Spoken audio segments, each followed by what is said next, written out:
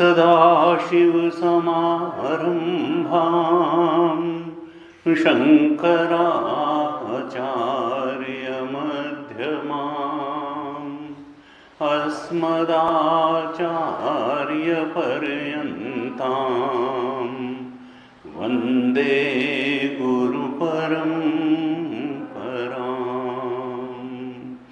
अज्ञानतिमिरान्धस्य ज्ञानाञ्जनशलाकया चक्षुरुन्मीलितं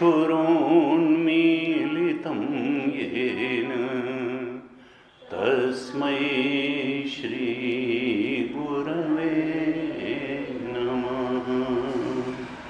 तस्मै श्रीगुरवे नमः।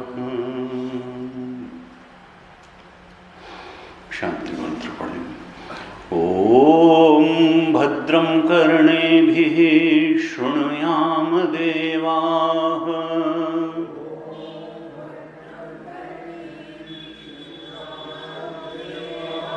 भद्रं पश्येमाक्षभिर्यजत्राः।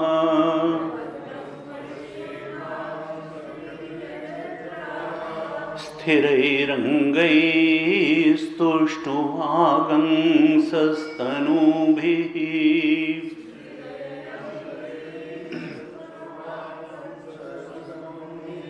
व्यशेमदेवहितं यदायुः।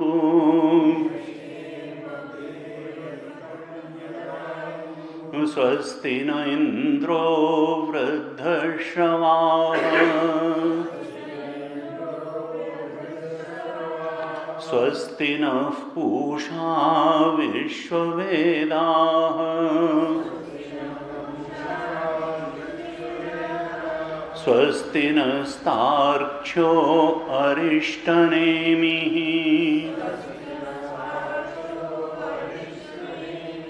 स्वस्ति नो बृहस्पतिर्दधातु।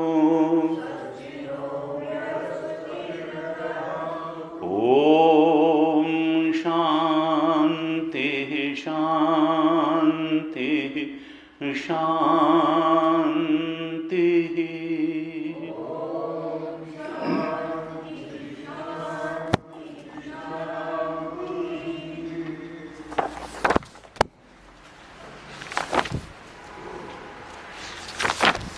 अद्वैत प्रकरण की 17वीं कारिका से पाठ करेंगे। अद्वैत प्रकरण 17th कारिका आप दोहराइए। स्वसिद्धांत व्यवस्थासु द्वैतिनो निश्चिता दृढम् परस्परं विरुध्यन्ते तैरयं न विरुध्यते अद्वैतं परमार्थो हि द्वैतं तद्भेद उच्यते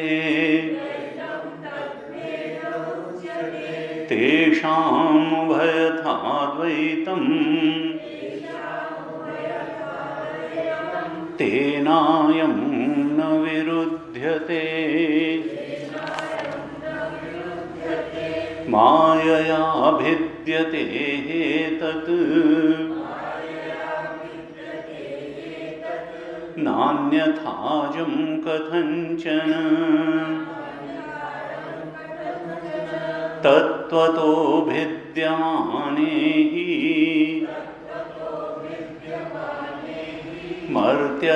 मर्त्यताममृतं व्रजेत्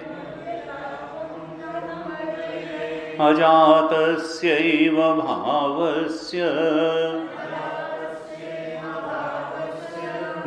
जातिमिच्छन्ति वादिनः अजातो ह्यमृतो भावः मर्त्यतां कथमेष्यति न भवत्यमृतं मर्त्यं न मर्त्यममृतं तथा प्रकृतेरन्यथा भावः न कथञ्चित् भविष्यति स्वभावेनामृतो यस्य भावो गच्छति मर्त्यताम्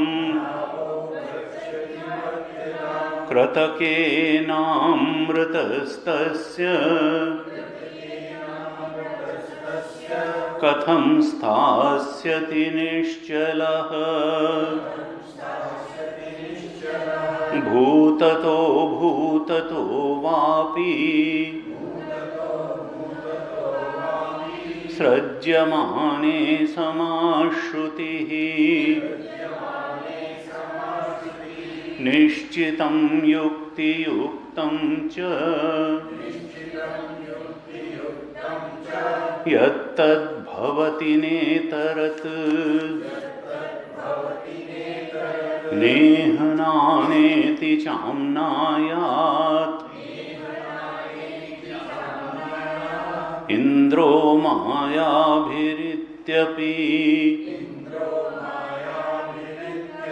अजायमानो बहुधा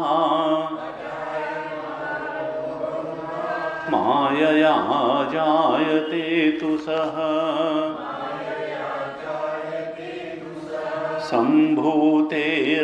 सम्भूतेरपवादाच्च सम्भवः प्रतिषिध्यते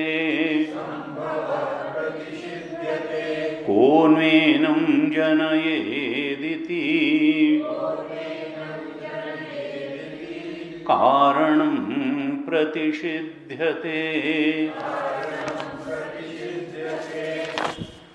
स एष नेति नेतीति व्याख्यातं निह्नुते यतः सर्वमग्राह्य भावेन हेतुनाजं प्रकाशते सतो हि मायया जन्म युज्यते न तु तत्त्वतः तत्त्वतो जायते यस्य जातं तस्य हि जायते असतो मायया जन्म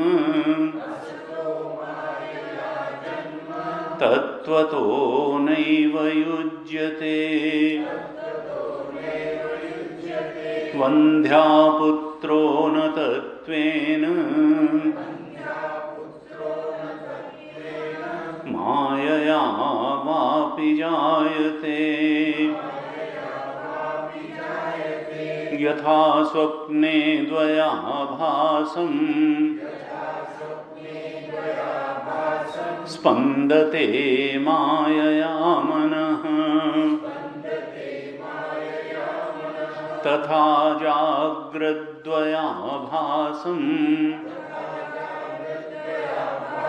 स्पन्दते मायया मनः अद्वयं च द्वयाभासं मनः स्वप्नेन संशयः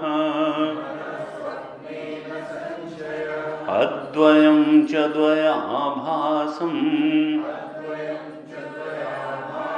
तथा जाग्रन्न संशयः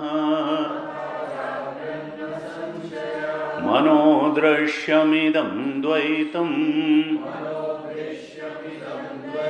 यत्किञ्चित् सचराचरम् मनसो ह्यमनीभावे द्वैतं नैवोपलभ्यते द्वैतं नैवोपलभ्यते।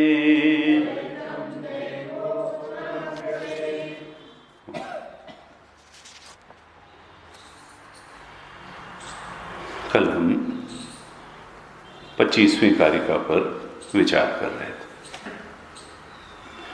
इसमें 25वीं कारिका में कारिकाकार ने दो उपनिषदों की श्रुतियों का आधार लिया और उनकी तरफ इशारा किया। एक तो ईशावास्य उपनिषद की श्रुतियों का संभूति और असंभूति संबंधी जो श्रुतियां आई उनका उल्लेख किया, और भाष्यकार ने तो विद्या और अविद्या संबंधी जो श्रुतियां ईशावास्य उपनिषद में आई उनका भी भाष्य में उल्लेख कर दिया।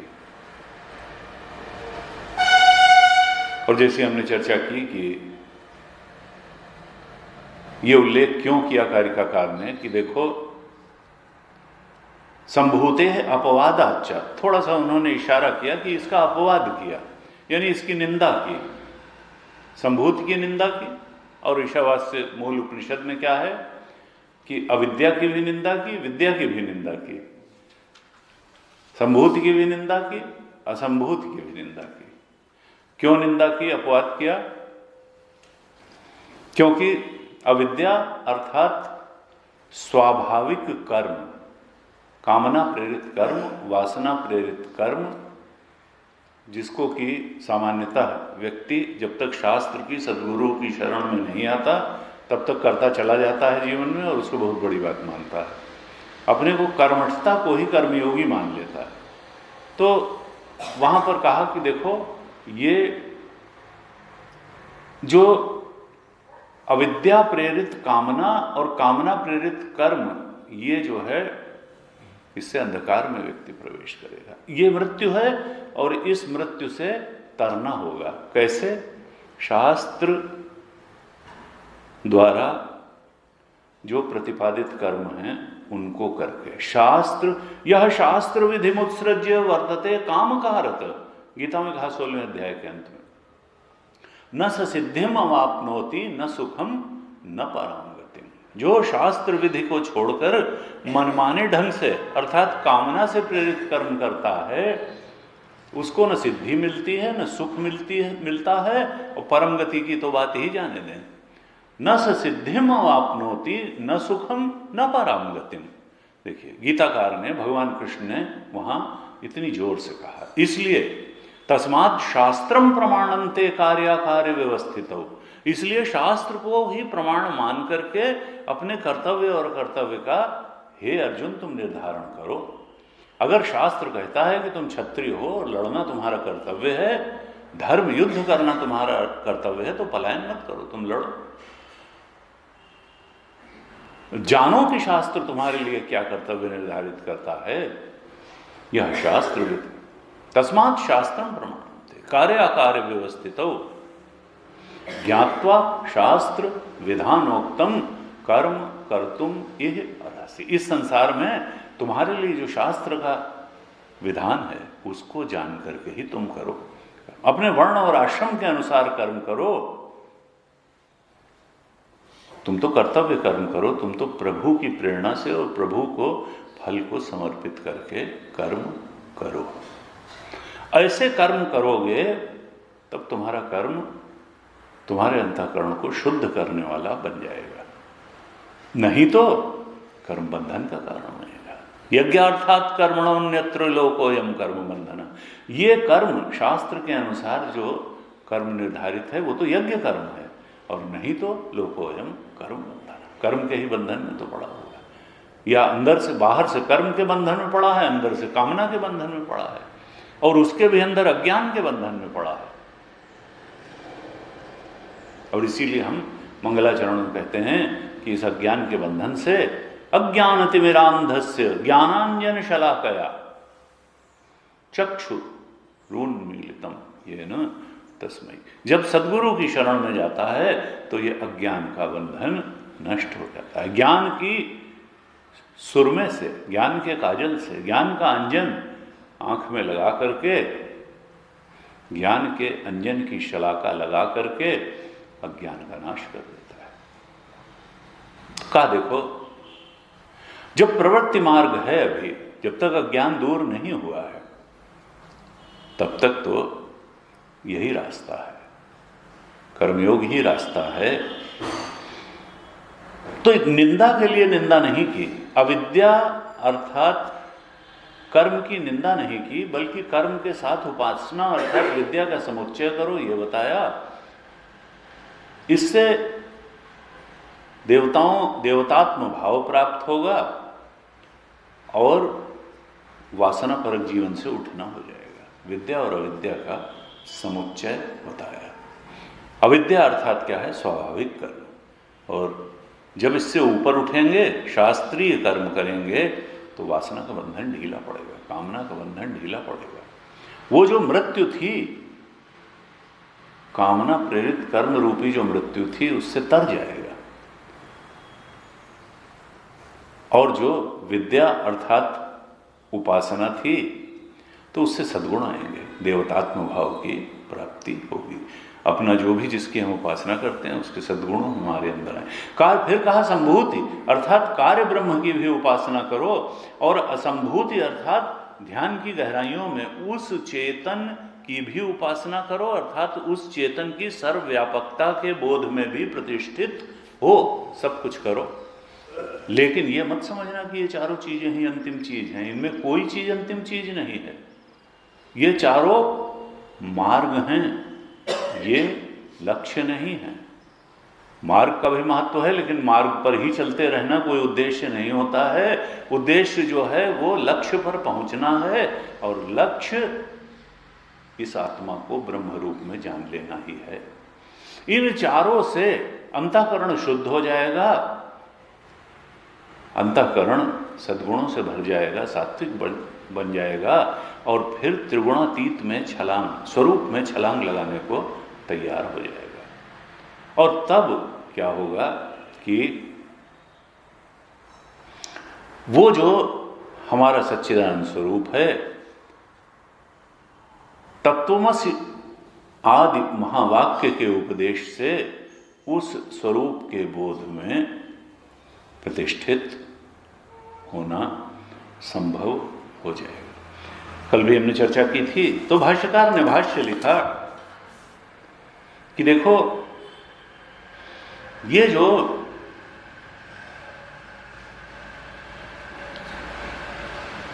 साध्य साधन ऐषणा द्वय लक्षण से मृत्यो अतितरणार्थत्वम, ये साध्य साधन ऐषणा द्वय लक्षण वाली जो मृत्यु है इससे तरना है। क्योंकि अगर साधन करके कोई चीज प्राप्त की जाती है, साधन करके किसी साध्य को प्राप्त किया जाता है, तो जैसे ही साधन करना छोड़ देंगे वो जो है वो डिके होना शुरू हो जाएगी, वो खत्म होना शुरू हो जाएगी। इसलिए शाश्वत चीज तो वही होगी जो साधन साध्य न हो। तो ये जो दो ऐषणा हैं, ये साधन करेंगे इससे ये साध्य प्राप्त हो जाएगा, ये साधन करेंगे इससे ये साध्य प्राप्त हो जाएगा।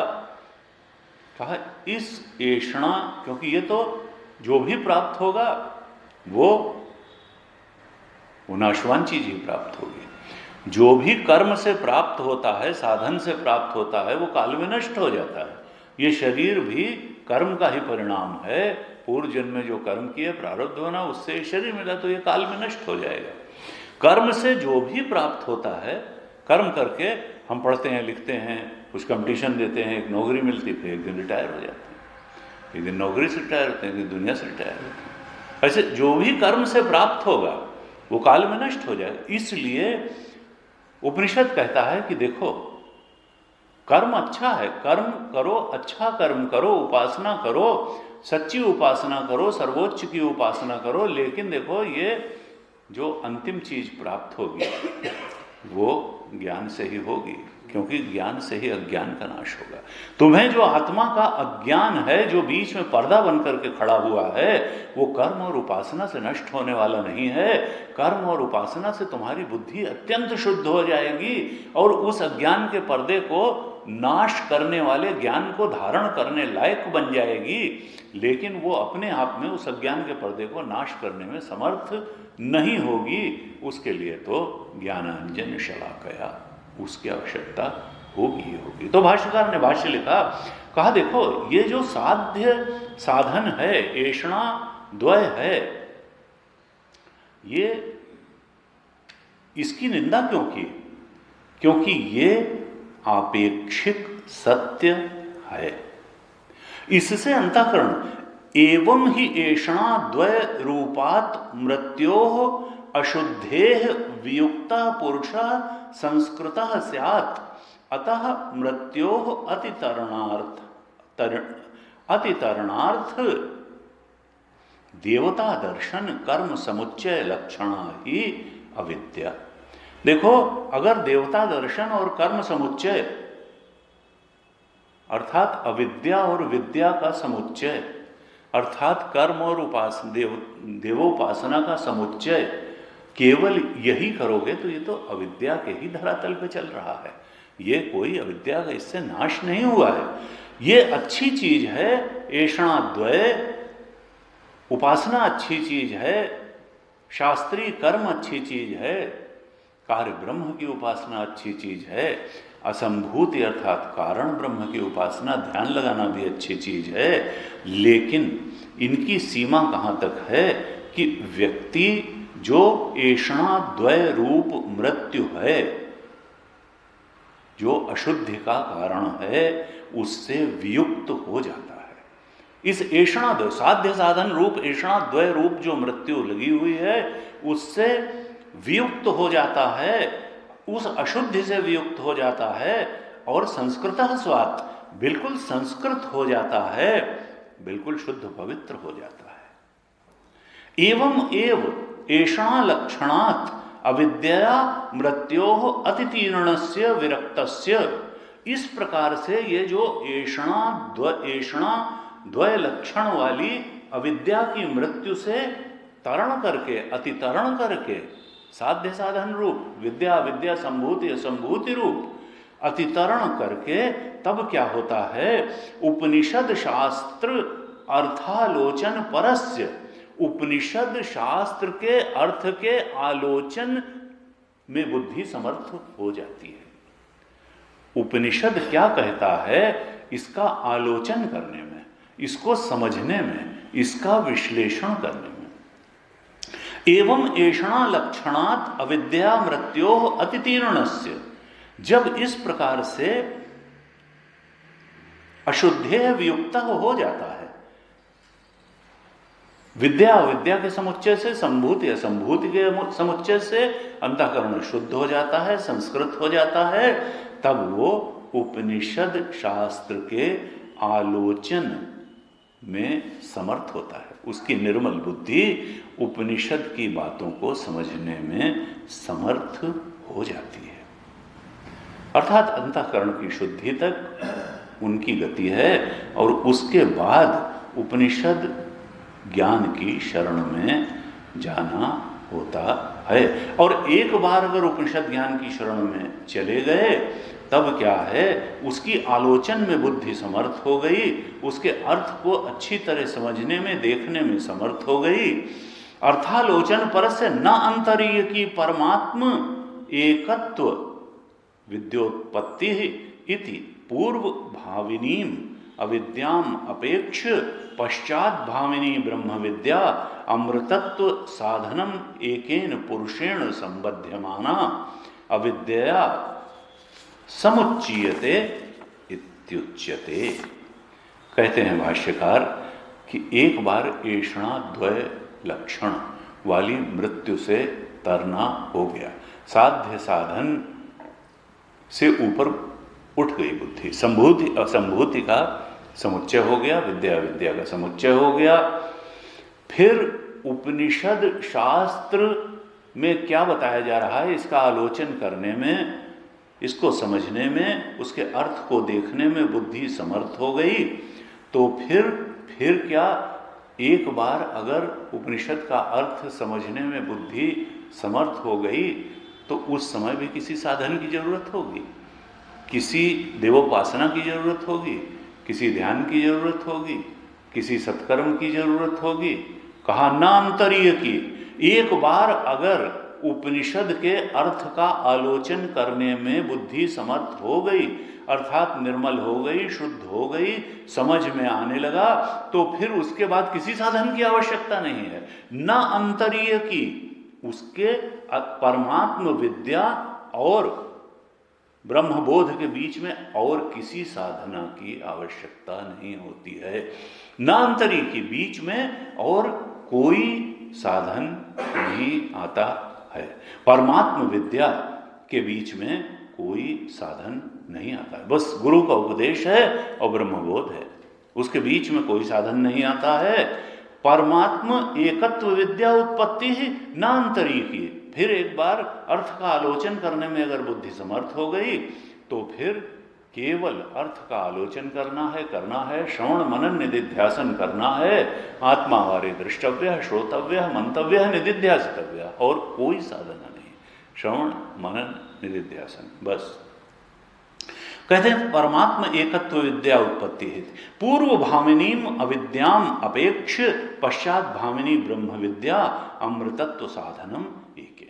कहते हैं भाष्यकार कि जो पूर्व भामिनी अविद्याम, पूर्व भामिनी जो अविद्या थी उसकी अपेक्षा से, अर्थात संभूति की अपेक्षा से, विद्या अविद्या की अपेक्षा से, इस ब्रह्म विद्या को अमृतत्व का साधन बताने के लिए कि ब्रह्म विद्या ही जो है वो ब्रह्मबोध रूपी, आत्मज्ञान रूपी अमृतत्व का साक्षात साधन है, एकमात्र साधन है।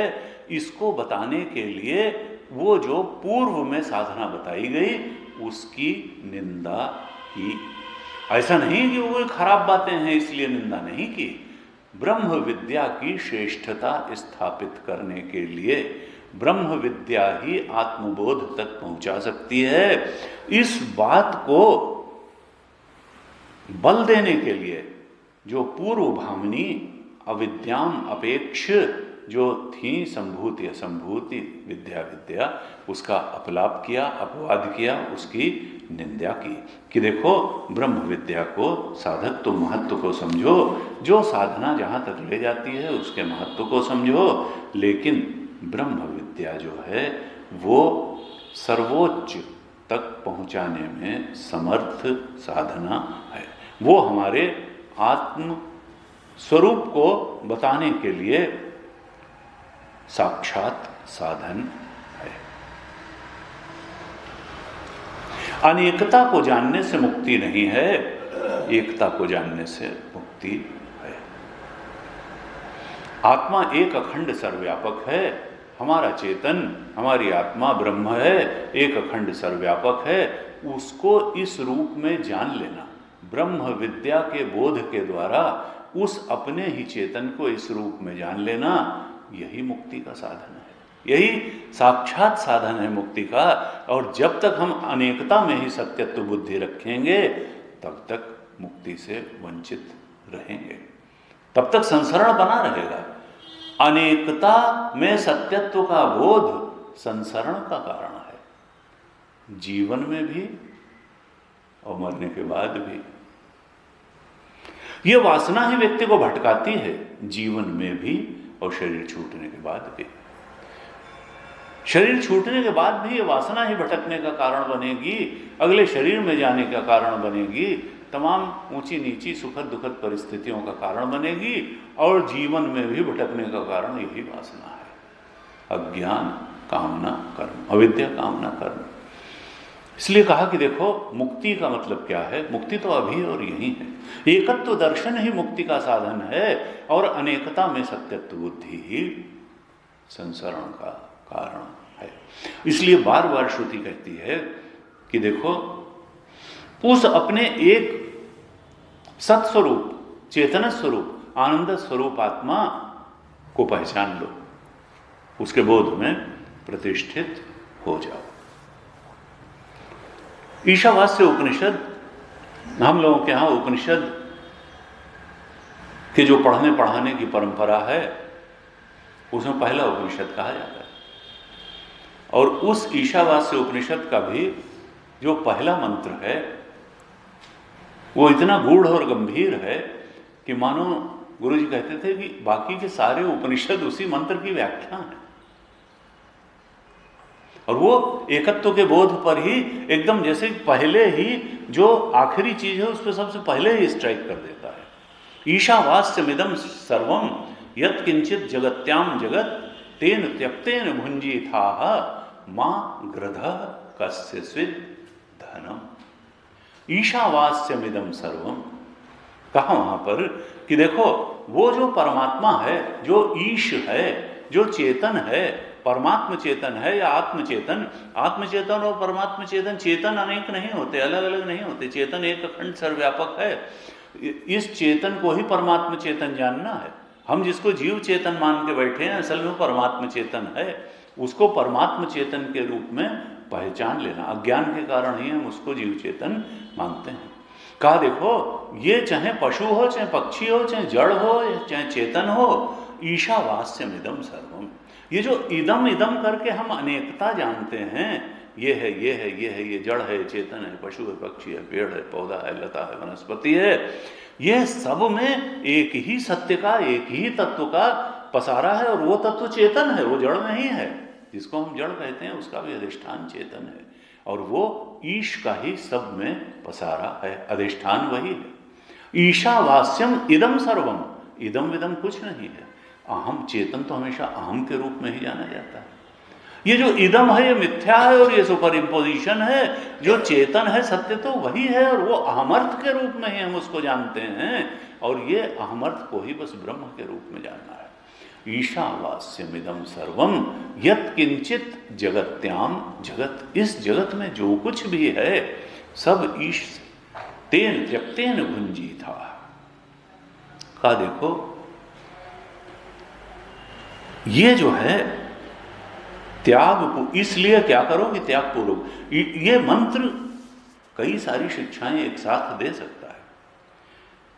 पहली शिक्षा क्या है इसकी मंत्र की कि ईशावास्यमिदं सर्वम, देखो अपने ही अंदर परमात्मा को मत देखो, सबके अंदर परमात्मा को देखो। ईशावास से दूसरे के अंदर भी देखो, तीसरे, सब में पर, अब सब में अगर परमात्मा को देखेंगे तो किससे झूठ बोलेंगे, किससे चोरी करेंगे, किससे धोखा देंगे, किससे बेईमानी करेंगे, किसका भला नहीं करेंगे। हाथ जो है वो चोट को सहलाता है, पैर को सहलाता है, सिर तो हम तो फिर निश्चित रूप से कंपैशन तो बुद्धा जो बहा वो तो हो गई।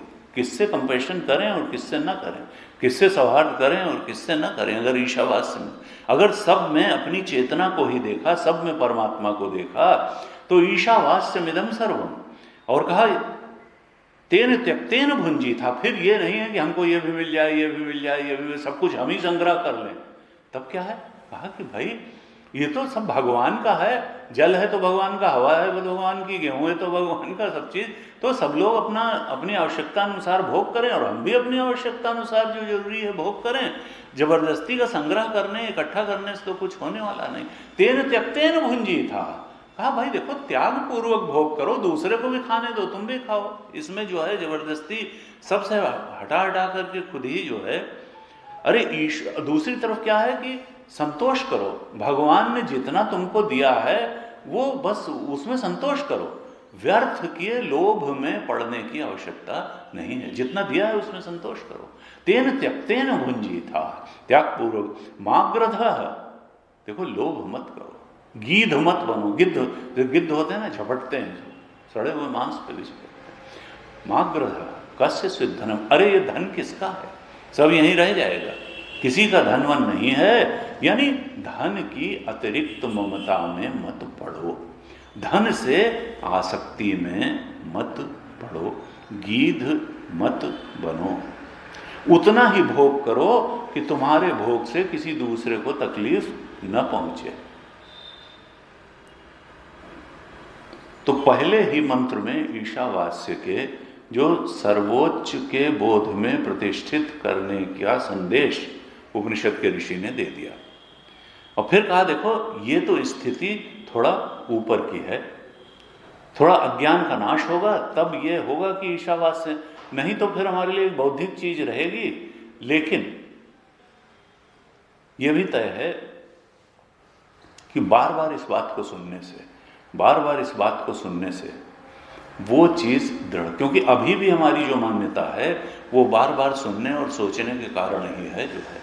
बार बार सुनेंगे, बार बार सोचेंगे तो यही मान्यता फिर बन जाएगी।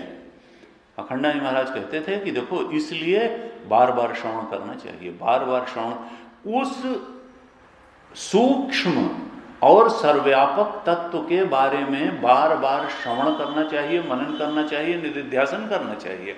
बार बार श्रवण करने से, बार बार मनन करने से, बार बार उस पर मेडिटेट करने से दृष्टि वैसी ही बनने लगती है, और फिर श्रवण जन्य पुण्य भी होता है। जैसे खराब काम करने का पुण्य होता है, हमने कल चर्चा की थी, सत्संग सबसे बड़ा पुण्य का जनक है। बार बार जब श्रवण करेंगे तो श्रवण जन्य पुण्य से बुद्धि भी शुद्ध होने लगती है और दृष्टि भी ठीक होने लगती है। इसलिए श्रवण में कोताही नहीं करनी चाहिए, बार बार श्रवण करें, बार बार उस सूक्ष्म और सर्वव्यापक सत्य तत्व का बार बार श्रवण मनन निधिध्यासन करें, और इससे वैसी दृष्टि बनेगी। ईशावास्य उपनिषद में जो दूसरा मंत्र है वो भी साधना की दृष्टि से बहुत अच्छा था। उसमें क्या कहा, कुर्वन्नेवेह कर्माणि जिजीविषेत् क्षतगम समाह एवं त्वय नान्यथेतोस्ति न कर्म लिप्यते नरे। कुर्वन्नेवेह कर्माणि, कुर्वन् एव एह कर्माणि, तुम इस संसार में, देखो कर्म के धरातल पर हम खड़े हुए हैं, एकदम से हम कर्म को छोड़ नहीं सकते हैं, तो फिर ठीक से ही कर्म करें। अगर कर्म के ही धरातल पर खड़े हुए हैं, अगर प्रवृत्ति मार्ग ही हमारा है, तो फिर हम ठीक तरह से प्रवृत्ति करें और ठीक तरह से कर्म करें, और ठीक तरह से कर्म करते हुए 100 वर्ष जीने की इच्छा करें। कुर्वन्नेवेह कर्माणि जिजीविषेत् क्षतगम। उपनिषद यह नहीं कहता है कि 36,000 साल राज्य किया उन्होंने। उपनिषद कहता है देखो मनुष्य का जीवन 100 साल का है मैक्सिमम, तो 100 साल जीने की इच्छा करो और अच्छे अच्छे, हम लोग शांति मंत्र में क्या कहते हैं, विषेम देव हितम यदायु, हमारी आयु वासना प्रेरित कर्मों में न व्यतीत हो, देव कार्य में व्यतीत हो। हम कैसे कर्म करें, देव प्रेरणा से कर्म करें, देव को समर्पित कर्म करें, देव कार्य में ये जीवन व्यतीत हो, अच्छा अच्छा काम करने में जीवन व्यतीत हो। विषेम देव हितम यदायु, स्वार्थ हितम में नहीं, देव हितम में जीवन व्यतीत हो। तो कहा कुर्वन् नेवेह कर्माणि जिजी विषेत क्षतगम समाह एवं त्वयि नान्यत कोस्ति न कर्म लिप्यते नरे। कर्म के करने का तरीका क्या हो कि कर्म हो भी और कर्म का लेप भी न हो, न कर्म लिप्यते नरे। क्योंकि कर्म का लेप हो जाएगा तो फिर वो संसरण का कारण बनेगा, कर्म से फिर वो इच्छा होगी, वासना होगी, फिर वो कर्म में उतारेगा। तो कर्म करें भी और कर्म का लेप भी न हो, कर्म का बंधन भी न हो, ऐसे कैसे होगा? तो कहा इसके लिए क्या है कि भगवत परायण कर्म हो। यही तरीका है कि कर्म का लेप भी न हो, कर्म करें भी, अर्थात शास्त्र के शरण में रह करके कर्म करें, कर्तव्य कर्म करें, वासना प्रेरित कर्म न करें। तो प्रवृत्ति मार्ग भी बताया, निवृत्ति मार्ग भी बताया, ईशावास्यमिदं सर्वम भी बताया, कुर्वन् नेवेह कर्माणि भी बताया। और उसके बाद कहा कि देखो दो ही मार्ग हैं, या तो तुम कर्म को देवहितम, देव कार्य से कर्म करो, या ज्ञान दृष्टि ले लो, या कर्म के प्रति सही दृष्टि रख करके कर्म करो, या ज्ञान दृष्टि से इस संसार में विचरो। और अगर दोनों ही दृष्टियां तुम्हारी नहीं हैं तो फिर तुम साधक नहीं हो, अब तुम्हारा कोई कल्याण करने वाला है नहीं। कहा असुरिया नाम, तीसरे मंत्र में कहते हैं, असुरिया नाम ते लोकाः अंधेन तमसाव्रताः तांस्ते प्रेत्याभिगच्छन्ति ये के चात्महनो जनाः। कहा कि असुरिया नाम, तब फिर तुम्हारा तीसरा क्या होगा? ये दोनों तो मुक्ति की तरफ बढ़ाएंगे। ईशावास्यमिदं सर्वम की दृष्टि मिल गई तब तो मुक्ति ही है। कुर्वन् नेवेह कर्माणि भी अगर किया तो मुक्ति की तरफ बढ़े, लेकिन अगर ये दोनों नहीं किया तो फिर असुरिया नाम ते लोका, ऐसे शरीर प्राप्त होंगे ये मनुष्य शरीर छूटने के बाद में जिसमें साधना की कोई गुंजाइश ही नहीं रहेगी, जो अंधे, जिसमें ज्ञान प्राप्त करने का कोई अवसर नहीं रहे। अगर विवेकशील बुद्धि ना हो तो ज्ञान कैसे मिलेगा? घोड़े गधे पक्षी ये ज्ञान थोड़ा प्राप्त कर सकते हैं, उनमें विवेकशील बुद्धि ही नहीं है। ऐसी योनियों की प्राप्ति हो सकती है, लोक का मतलब शरीर। कहा असुरिया, जहां ज्ञान के सूर्य का कोई प्रकाश होगा ही नहीं, संभावना ही नहीं होगी। असुरिया नाम ते लोका, अंधेन, जो बहुत अज्ञान के अंधकार से ढकी हुई योनियां होंगी, अंधेन तमसावृता, तांस्ते प्रेत्या, प्रेत मर करके उन योनियों में जाएगा।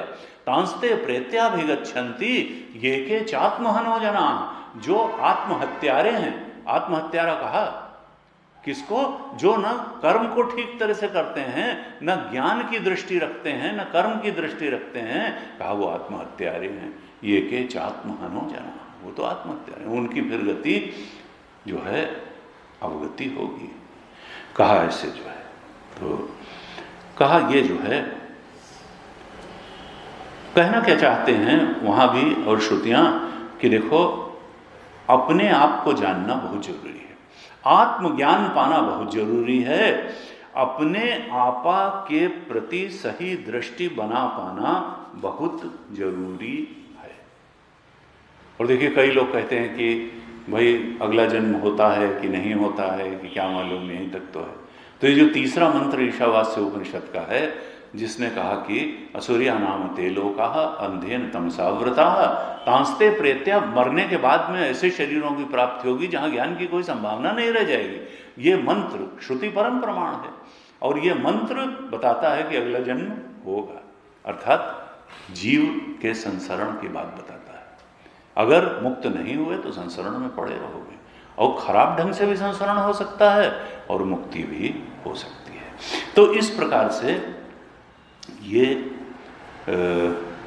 25वीं कारिका में थोड़ा ईशावास्य उपनिषद की तरफ ध्यान दिलाया कारिकाकार ने, और कहा कोन एनम जनयेत। एक बार अगर ज्ञान हो गया, एक बार अगर यह जीव मुक्त हो गया, ज्ञान के द्वारा अज्ञान का नाश हो गया, तो फिर इसको जीवत्व में ढकेलने का कोई रास्ता नहीं है, कोई कारण नहीं है, कोई इसको दोबारा जीव भाव में नहीं ला सकता है। एक बार मुक्ति हुई, आत्मा को ब्रह्म जान लिया तो हमेशा के लिए मुक्त हो गए। बृहदारण्यक उपनिषद की श्रुति है ये, कौन हो एनम जन, कोई इसको दोबारा जीव भाव में नहीं ला सकता। तो इस प्रकार से 25वीं कारिका में क्या कहा कि देखो कार्य और कारण दोनों की निंदा कर दी कि देखो कार्य में भी अटक मत जाओ, कारण में भी अटक मत जाओ। ये कार्य ब्रह्म जो है वो भी क्या है कि ब्रह्म का ही एक रूप है, और कारण ब्रह्म भी ब्रह्म का ही एक रूप है। रूपी कौन है? रूपी है शुद्ध ब्रह्म, जो कार्य ब्रह्म के भी परे है, जो कारण ब्रह्म के भी परे है। इस प्रकार से कहा देखो दृष्टि अपने आप की जो एक दृष्टि है वो बना लो। यस्मिन् सर्वाणि भूतानि आत्मा एव अभूत विजानतः तत्र को मोह कह शोकः एकत्वम् अनुपश्यतः। ये आत्मा जो है ये अद्वितीय है। ईशावास्य उपनिषद का 7वां मंत्र है, यस्मिन् सर्वाणि भूतानि आत्मा एव। जब सारे भूतों में एक आत्मा का ही पसारा देखता है, और फिर आत्मा के अलावा जो कुछ है उसको विवर्त भी देखता है कि वो वास्तव में आभास मात्र है, प्रतीति मात्र है, सुपर इम्पोजिशन है, सर्पवत है, रज्जु स्थानी नहीं, रज्जु स्थानी आत्मा है। सर्वाणि भूतानि आत्मा एवं अभूत जानता है, आत्म तत्व ही ऐसा देखता है। जब आत्मा को अद्वितीय रूप से देखता है और सब कुछ को विवर्त देखता है, कहा तत्र को मोह का शोक, तब शोक और मोह के पार चला जाता है। एकत्वम क्यों, उसके क्यों चला जाता है? क्योंकि एकत्वम अनुपश्यता, अब अनेकता उसके लिए सत्य नहीं रह गया, एकत्वम अनुपश्यता, एक तत्व को ही सत्य देखता है। सारे प्राणियों को अपनी आत्मा में देखता है और सारे प्राणियों में अपनी आत्मा को देखता है। जल स्थानी कौन है? आत्मा। और ये जो अनेकता है, प्राणी पदार्थ की अनेकता है, सचराचर की अनेकता है, ये तरंग स्थानी है, ये लहर स्थानी है। लहर का अपना कोई स्थान नहीं है। लहरें अनेक दिखाई देती हैं लेकिन तत्व तो जल ही है, जो तुम्हारा अपना चेतन है, अपना आत्मा है। तो उस आत्मा को सब में देखता है। आत्मा में सब, सारी लहरों में जल है और सारी लहरें जल में हैं। सत्य जल है, व्यष्टि की उपाधि से जल है, समष्टि की उपाधि से समुद्र है। न समुद्र सत्य है, न लहर सत्य है, जल सत्य है, उपाधि सत्य नहीं। समष्टि की उपाधि भी सत्य नहीं है, व्यष्टि की, न जीव सत्य है, न ईश्वर सत्य है, न कार्य सत्य है, न कारण सत्य है। सत्य तो जल है, सत्य तो आत्मा है, सत्य तो चेतन है, उपाधि सत्य नहीं। इस प्रकार से कहा कि देखो स्वरूप के बोध में प्रतिष्ठित हो जाओ। 26वीं कारिका में क्या कहते हैं? स एष नेति नेतीति व्याख्यातम निहनुते यतः सर्वम अग्राह्य भावेन हेतुनाजम प्रकाशते। कारिकाकार कहते हैं कि स एष न इति व्याख्यातम निहनुते यतः। श्रुति ने अनेक स्थानों पर बताया कि ये सृष्टि इस प्रकार बनी, इस प्रकार बनी, इस प्रकार बनी। आत्मा ब्रह्माश्रया माया है, माया त्रिगुणात्मिका है, फिर त्रिगुणात्मिका माया से मायोपाधिक ब्रह्म है, उससे हिरण्यगर्भ बना, हिरण्यगर्भ से विराट, विराट से ऐसे पंचभूत, सूक्ष्म पंचभूत, स्थूल पंचभूत। ऐसे सृष्टि का बड़ा विधिवत, स्टेप वाइज और व्यापक और सुसूक्ष्म और बड़ा अच्छा वर्णन श्रुति ने अनेक स्थानों पर किया। ये सब कुछ चकल्लस जो है जगत की, ये बनी कैसे, सब बताया, एक एक स्टेप वाइज बताया, बहुत व्यवस्थित ढंग से बताया। और फिर एक स्थान पर जाकर के कह दिया कि कुछ बना ही नहीं, ये तो कुछ है ही नहीं, कुछ नहीं बना, आत्मा के अलावा कुछ है ही नहीं। एक बार तो इतना व्यवस्थित ढंग से बताते हैं कि तस्मात् एतस्मात् आत्मनः आकाशः सम्भूतः आकाशात् वायो वायोरापः आपः आपोरग्नि। ऐसे जो है वायोरग्नि अग्निरापः आपः सब बताते हैं और ऐसे ऐसे करके फिर कह देते हैं कि कुछ नहीं हुआ, केवल एक आत्मतत्व है। अज्ञानी की दृष्टि में बहुत कुछ है, अनेकत्व है, ज्ञानी की दृष्टि में तो एक आत्मा के अलावा, सच्चिदानंद के अलावा कुछ है ही नहीं। तो इति व्याख्यातम निहनुते यतः, निहनुते यानी मना कर देते हैं, निषेध कर देते हैं, प्रतिषेध कर देते हैं। अपनी ही बताई हुई बात का श्रुति निषेध कर देती है। व्याख्यातम निहनुते, एक समय जो बात बताती है दूसरे समय उसी का निषेध कर देती है। व्याख्यातम निहनुते यथा, कैसे निषेध कर देती है?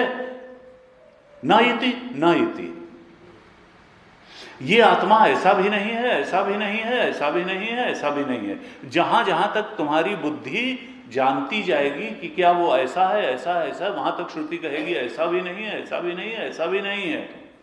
गो गोचर जहां लगी मन जाई, सो सब माया जाने उभाई।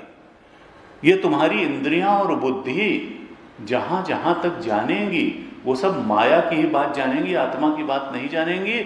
आत्मा इंद्रियों से जाना नहीं जाता, आत्मा बुद्धि से पहचाना नहीं जाता। बुद्धि से नहीं जान सकते, इंद्रियों से नहीं जान सकते।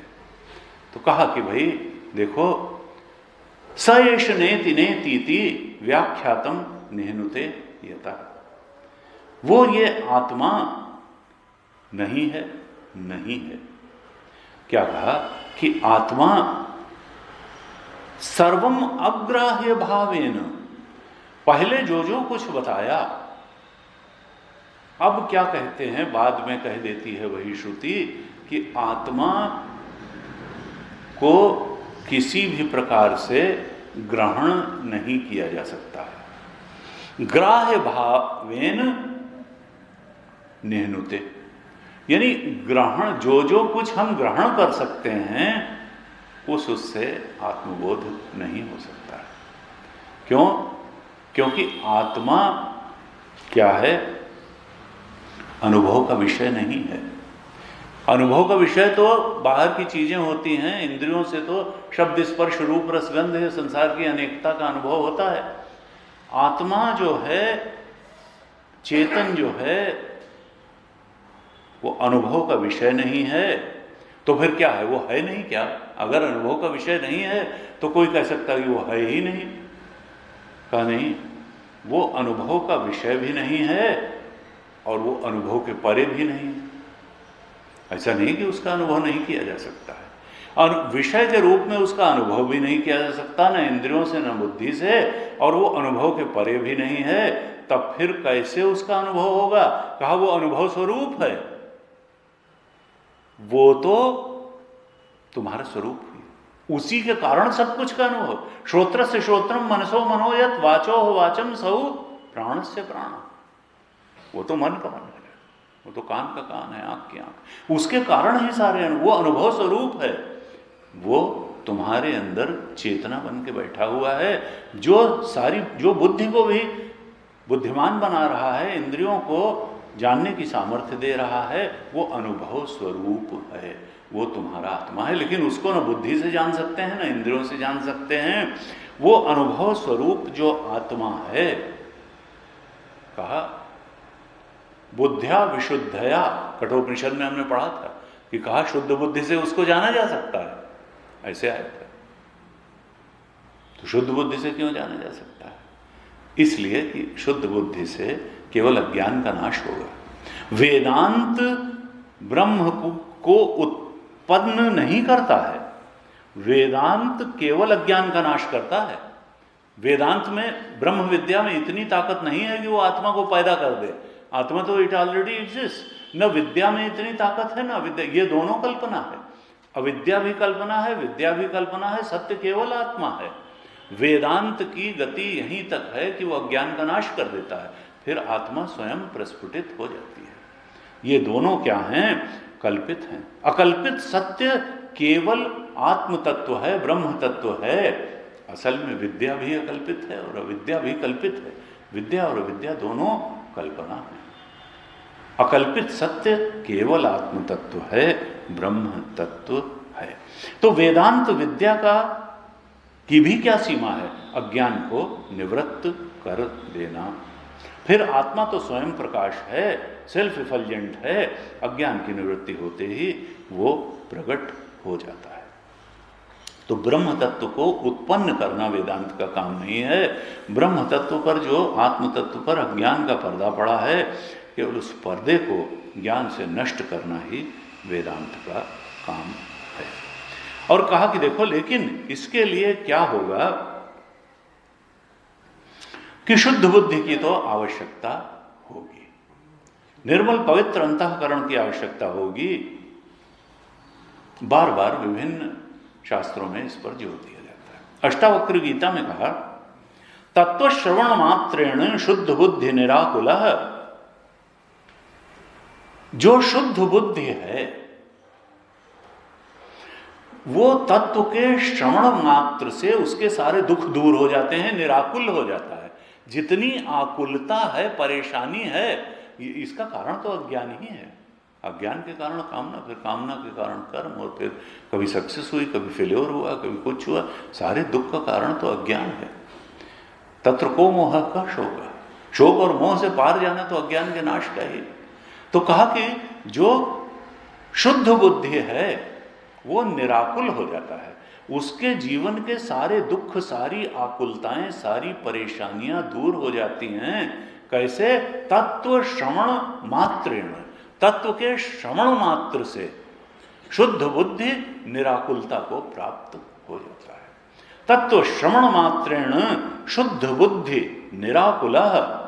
ये तो शुद्ध बुद्धि की बात हुई। जिसका अंतःकरण शुद्ध है वो तत्व श्रवण मात्रेण निराकुला हो जाता है। लेकिन अगर बुद्धि शुद्ध नहीं है, हमने कहा हम केवल इंटेलेक्चुअल क्रेविंग से ही उसको पालेंगे, तब क्या है? अष्टावक्र गीता कहती है, आजीवमपि जिज्ञासु परस्तत्र विमुह्यति।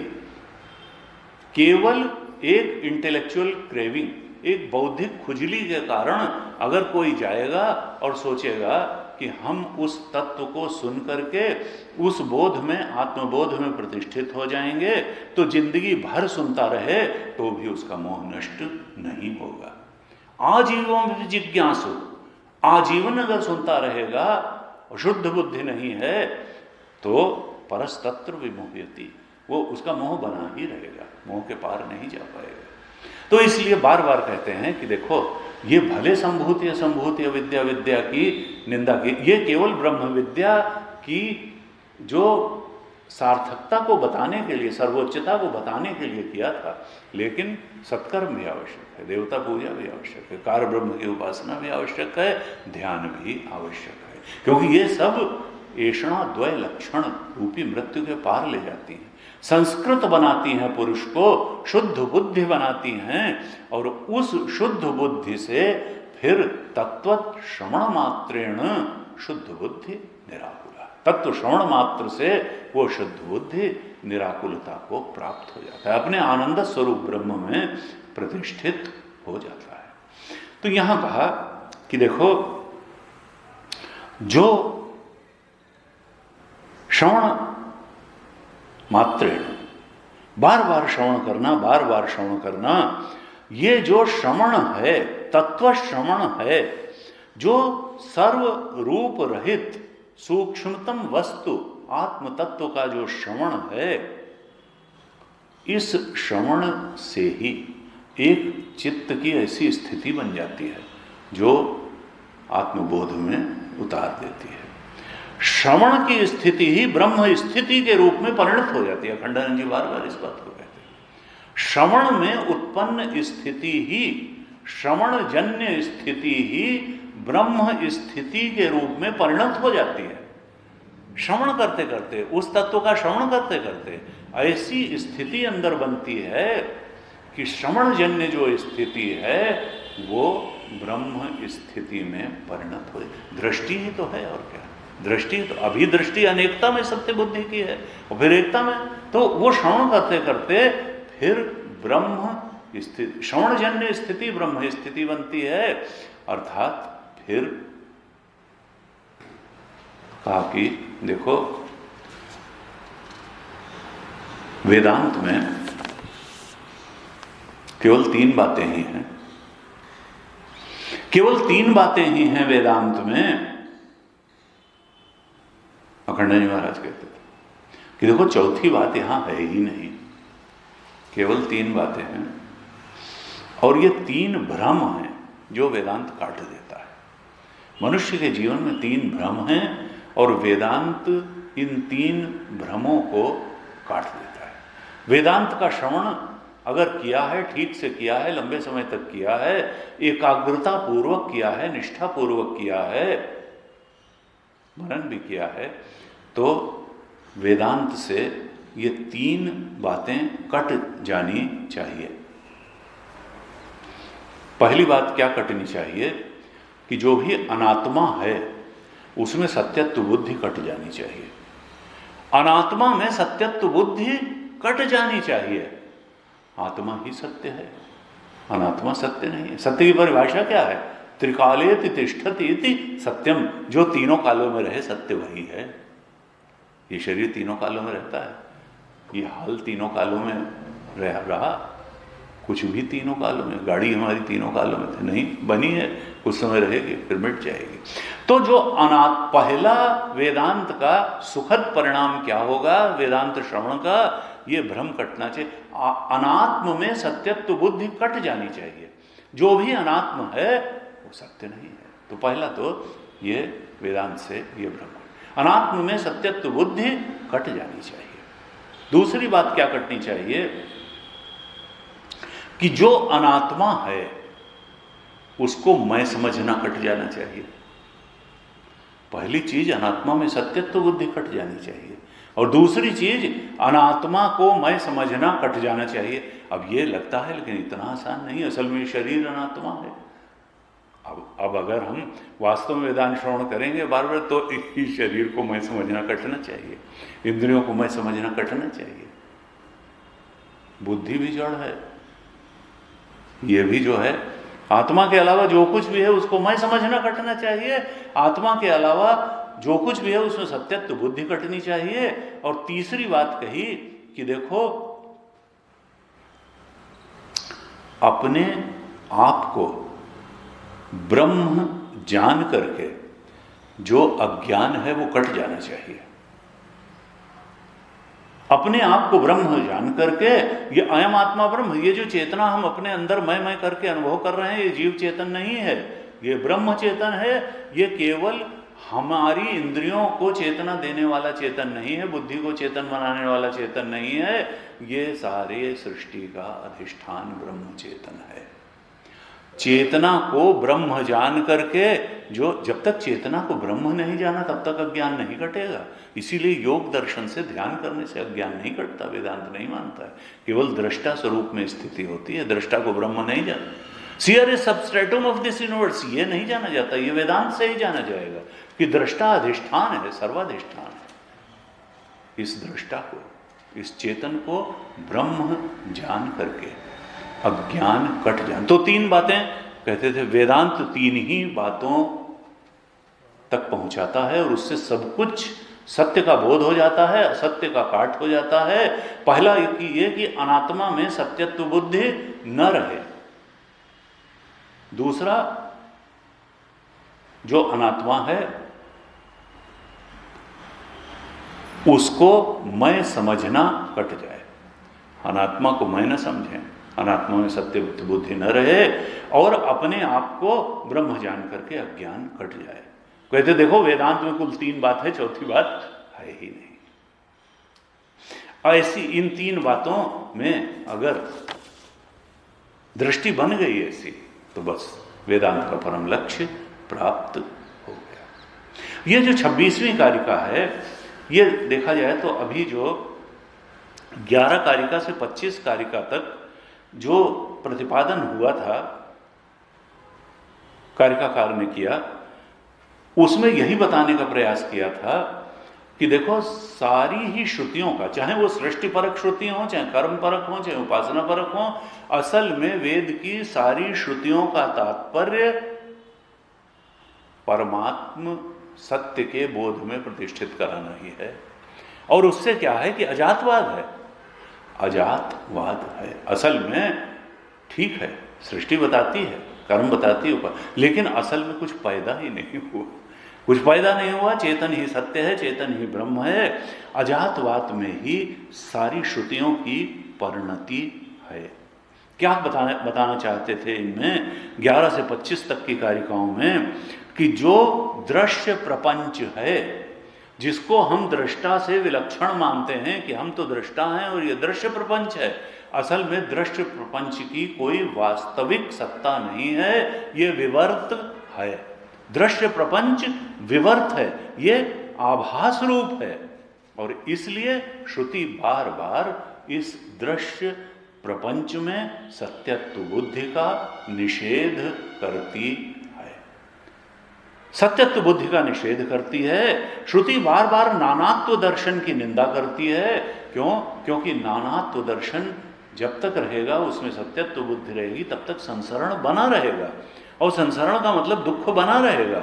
एकत्व दर्शन की ही सराहना करती है, उसी को सत्य बताती है और उसी को मुक्ति का रास्ता श्रुति बताती है। कारिका 11 से 25 तक यही कहा। 26वीं कारिका में एक प्रकार से श्रुति मत का उपसंहार किया और कहा कि देखो, ये जो ब्रह्म है, ब्रह्म न मूर्त चेतन है न अमूर्त चेतन है। मूर्त चेतन का मतलब क्या है? कि जिसको हम इंद्रियों से अनुभव करते हैं। न मूर्त चेतन, और अमूर्त चेतन का मतलब यह है निराकार। ब्रह्म न साकार है न निराकार है। बृहदारण्यकोपनिषद में कहा, भाष्यकार ने भाष्य में कोट भी किया है वो श्रुति बृहदारण्यकोपनिषद की, शुरू में ही सर्व विशेष प्रतिषेधेन अथातः आदेशः नेति नेति इति प्रतिपादितस्य आत्मनः दुर्बोधत्वं मन्यमानाः श्रुति पुनः पुनः उपाय अंतरत्वेन तस्य एव प्रतिपिपादयेषा यद यद व्याख्यातम तत्सर्वं निहनुते। भाष्य की पहली लाइन में कहते हैं भाष्यकार, अथातः आदेशः नेति नेति, श्रुति आदेश करती है, न इति न इति, उसी से 26वीं कारिका में लिया है। कारिका का है सएष नेति नेति, सएष नेति नेति, अर्थात आदेशः नेति नेति। बृहदारण्यक श्रुति ने कहा कि देखो, नहीं है, नहीं है, ये भी नहीं है, ये जहां तक तुम ग्रहण करते हो मन और बुद्धि से, वहां तक आत्मा मत जानो, वो गोचर जहां लग मन जाए, सो सब वो माया है, विवर्त है, वो सत्य नहीं है। बृहदारण्यक उपनिषद में ही कहा, द्वे वाव ब्रह्मणे रूपे मूर्तंच अमूर्तंच, दो ब्रह्म के दो रूप हैं, मूर्त रूप और अमूर्त रूप। ये भाष्य में नहीं है जो हम, द्वे वाव ब्रह्मणे रूपे मूर्तंच अमूर्तंच, ब्रह्म के दो रूप हैं, मूर्त और अमूर्त, अर्थात साकार और निराकार। अमूर्त का मतलब निराकार, अमूर्त का मतलब साकार। लेकिन श्रुति ने क्या कहा? न इति न इति, यानी साकारः न इति, निराकारः न इति। ब्रह्म न साकार है और ब्रह्म न निराकार है। साकार और निराकार दोनों रूप धारण करने वाला जो रूपी है वो ब्रह्म है। जैसे नट होता है, नट कभी स्त्री बन के आ गया, कभी पुरुष बन करके आ गया, कभी कुली बन के आ गया, कभी राजा बन करके आ गया, तो असली तो नट है, नट असली है। जो रूप धरे हैं वो निराकार रूप धरा तो भी असली नहीं, साकार रूप धरा तो भी असली नहीं। नेति नेति, नहीं है, नहीं है।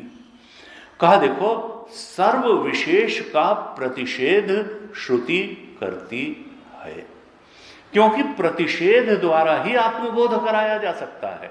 सीधे आत्मबोध कराने का कोई रास्ता नहीं है।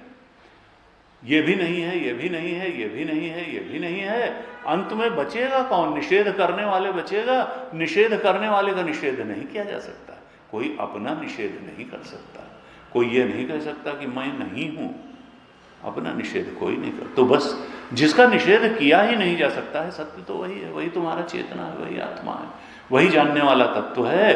कहा सर्व विशेष, जो निर्विशेष है असल में वही आत्मा है। विशेष का निषेध करते चले जाओ, सारे ही विशेषों का निषेध कर दो, तब जो निर्विशेष बचेगा वही तुम्हारा अपना आत्मा है। उसका निषेध नहीं किया जा सकता है, अपना निषेध नहीं किया जा सकता। सर्व विशेष का प्रतिषेध करना यही आत्मबोध में हेतु है। मतलब क्या है कि जो अतद वृत्ति है, जो अनात्म वृत्ति है, उसका सबका निषेध कर दो। और सारी ही जो वृत्तियां हैं वो तो अनात्म ही हैं। आत्मा तो ज्ञान स्वरूप है, वो वृत्ति ज्ञान से थोड़ा आता है। यानी तभी कहते हैं वृत्ति का दृष्टा बन जाओ तो वो, और फिर दृष्टा को ब्रह्म जान लो। यही तो ब्रह्मबोध का रास्ता है। ध्यान में यही तो करते हैं कि वृत्तियों के दृष्टा बन जाते हैं। अतद वृत्तियों का निषेध, साक्षी बन जाओ, उसको अपना स्वरूप मत मानो, उसके दृष्टा बन जाओ। कहा देखो, जो ग्राह्य है, ग्राह्य अजन्मा नहीं हो सकता है। जिसको जिसको हम ग्रहण करते हैं इंद्रियों से, बुद्धि से, वो सब जन्मी हुई चीजों का ही ग्रहण करते हैं। और आत्मा अजन्मा है। अजन्मा आत्मा का ग्रहण नहीं होता, वो तो स्वरूप ही है।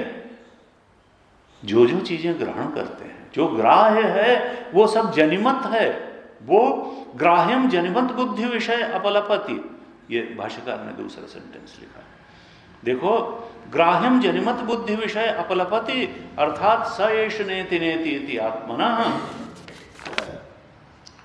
अदृश्यताम दर्शयन्तीम श्रुति उपायस्य उपयनिष्ठताम अजानता उपायत्वेन व्याख्यातस्य उपयेव। ऐसे कहा कि देखो, जो जो ग्राह्य है वो सब उत्पन्न हुआ ही है, और जो उत्पन्न हुआ है वो नाश भी हो जाएगा, और जो उत्पत्ति और नाशशील है वो आत्मा नहीं होता है। इसलिए जो इंद्रियों और बुद्धि से, मन से ग्रहण होता है वो जनिमत है, वो एक समय उत्पन्न हुआ है, वो आत्मा नहीं है। इस भ्रम में मत रहना कि वो आत्मा है। आत्मा न उत्पन्न हुआ न मरेगा, वो तो अज तत्व है। दृश्यता में जितनी चीजें आती हैं दृश्य कोटि में, वो उत्पन्न होने और मरने वाली हैं, वो अनात्म हैं। तत्व जो है, आत्म तत्व, उसमें दृश्यता नाम की कोई चीज नहीं है, वो तो दृष्टा स्वरूप है, वो दृश्य नहीं है। इसलिए तत्व, आत्मा कभी ग्राह्य नहीं हो सकता है। तो जितनी भी ग्राह्य वस्तुएं हैं सबका निषेध करते चले जाओ, और ग्राह्य वस्तुओं का निषेध ही आत्म तत्व के बोध का रास्ता है। नेति नेति इति, नेति नेति, नहीं है, नहीं है, ऐसे कहते चले जाएंगे तो स एष नेति नेति इति व्याख्यातम निह्नुतेतः, जो आत्मा है वो ग्रहण योग्य नहीं है। सर्वम अग्राह्य भावेन, सारे अनात्म भावों का निषेध करने से ही अजम प्रकाशते, इस हेतु से ही जो अज आत्मा है वो प्रकाशित हो जाता है। जब सब कुछ का निषेध कर देते हैं, तब जिसका निषेध नहीं कर सकते हैं, जो हमारा स्वरूप ही है, वो स्वयं ही प्रकाशित हो जाता है। सर्वम अग्राह्य भावेन हेतुना अजम प्रकाशते, जो अज आत्मा है वो अजन्मा आत्मा इस निषेध रूप, प्रतिषेध रूप प्रक्रिया से ही प्रकाशित हो जाता है। ऐसे बताया इस 26वीं श्रुति में कि देखो, ये जो निषेध का मार्ग है, वहां से आत्म तत्व का बोध होता है। पहले निषेध करते करते वहां तक पहुंचते हैं कि जो भी उसके अलावा है वो सब विवर्त है, मिथ्या है, आभास मात्र है, जात है। और बाद में आएंगे सर्वम खलु इदं ब्रह्म, कि नहीं, वो तो अधिष्ठान रूप से सब कुछ सुपर इम्पोजिशन है उस पर, सब कुछ उसी का तो पसारा है। इस प्रकार से कारिकाकार 26वीं कारिका में ये बता रहे हैं कि देखो ये जो नेत है, असल में इस कारिका में पूरे बृहदारण्यक का सार ही रख दिया है। बृहदारण्यक में बार बार एक बात कहते हैं, फिर कहते हैं नेति नेति, नहीं है नहीं है। बड़ी अच्छी एक कथा उसमें आती है कि ये हुआ कि कोई ब्रह्मज्ञानी है, तो राजा ने कहा, जनक ने, कि देखो 1000 गौएं हैं, इनके सींग सोने से मढ़े हुए हैं, खुर सोने से मढ़े हुए हैं, जो ब्रह्मज्ञानी हो वो इन गौओं को ले जाए। तो याज्ञवल्क्य वहाँ थे, उन्होंने कहा कि अब क्या करें, इतनी भरी सभा में एकदम से कहना कि हम ब्रह्मज्ञानी हैं, ये तो ठीक नहीं है। तो उन्होंने अपने शिष्यों से कहा गौओं को हाँक ले चलो। गौओं को हाँकने लगे, तब लोगों ने कहा ऐसे कैसे, क्या हम लोग यहाँ ऐसे ही बैठे हैं, क्या तुम ब्रह्मज्ञानी हो? उन्होंने कहा नहीं, हमको गौओं की ज़रूरत है, वैसे आपका कोई प्रश्न हो तो बताइए। फिर उसमें प्रश्नोत्तर चलते हैं, बाद में यही होता है, बताते हैं ऐसे ऐसे ऐसे, फिर यही कहते हैं बाद में, ये जो कहा अथातः आदेश नेति नेति नेति नेति नेति नेति, सारे चैप्टर्स में करीब करीब नेति नेति नेति नेति यहाँ तक बृहदारण्यक उपदेश को पहुँचाता है। और फिर इसके बाद जो है वो ब्रह्मबोध आत्मबोध की प्रक्रिया को प्रशस्त करता है। आज यहीं तक रखते हैं। ओम पूर्णमदः पूर्णमिदं पूर्णात् पूर्णमुदच्यते पूर्णस्य पूर्णमादाय पूर्णमेवावशिष्यते। ओम शांति शांति शांति। हरि ओम। श्री गुरुभ्यो नमः। हरि ओम।